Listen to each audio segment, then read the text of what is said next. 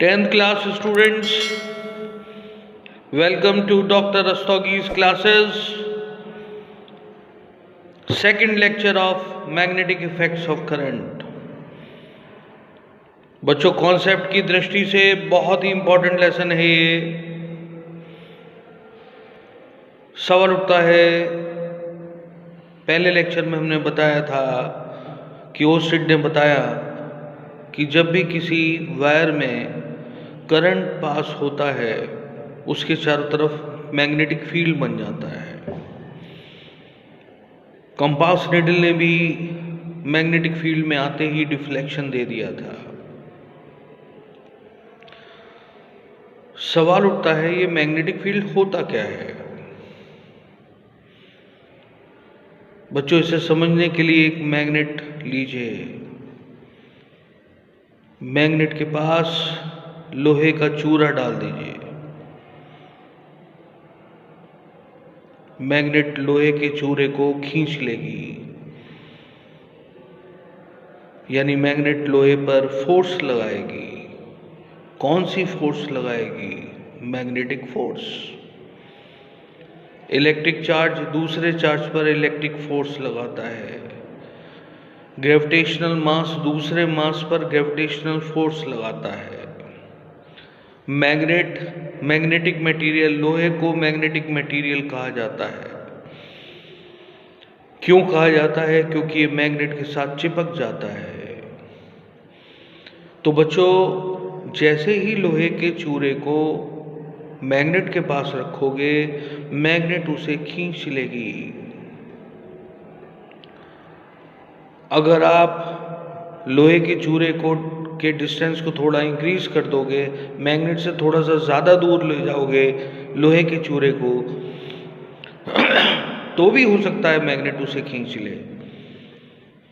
आप लोहे के पीस की दूरी बढ़ाते रहिए, मैग्नेट उसे अट्रैक्ट करती रहेगी। पर एक स्थिति ऐसी भी आएगी जब मैग्नेट उसे अट्रैक्ट करना बंद कर देगी। यहां पर हमें मैग्नेटिक फील्ड की अंतिम सीमा का, लास्ट बाउंड्री का एहसास होता है कि किसी भी मैग्नेट के चारों तरफ एक पर्टिकुलर रीजन होता है जहां पर वो अपना मैग्नेटिक इफेक्ट शो कर सकती है। बच्चों, इस रीजन को मैग्नेटिक फील्ड कहते हैं। दिखाई नहीं देता ये? एक्सपेरिमेंट करके इसका अनुभव किया जा सकता है, फील किया जा सकता है इसे। The region around any magnet in which it can show its magnetic influence is called magnetic field.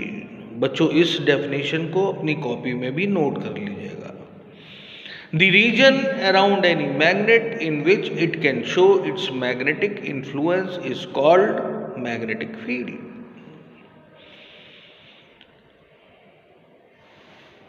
बच्चों, ये रीजन करंट कैरिंग वायर के चारों तरफ भी हो सकता है। आई थिंक आपको मैग्नेटिक फील्ड समझ में आ गया होगा। यहां पर हम एनसीईआरटी बुक का एक सवाल ले रहे हैं। NCERT book page 224। बुक्स में पेज नंबर अलग हो सकता है, बट एक्सरसाइज में सवाल है, why does a compass needle get deflected when brought near a bar magnet? याद करिए ओस्टेड की वो ऑब्जर्वेशन, जब वो करंट कैरिंग वायर के पास उसने मैग्नेटिक कंपास निडल को रखा करंट कैरिंग वायर के पास, क्या हुआ? कंपास निडल में डिफ्लेक्शन आ गया।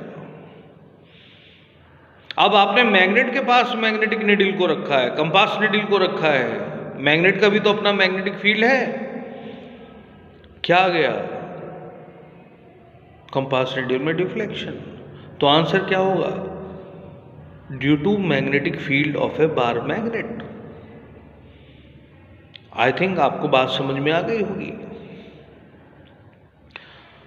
बच्चों, यहां पर एक और कॉन्सेप्ट हम लेंगे। अगर किसी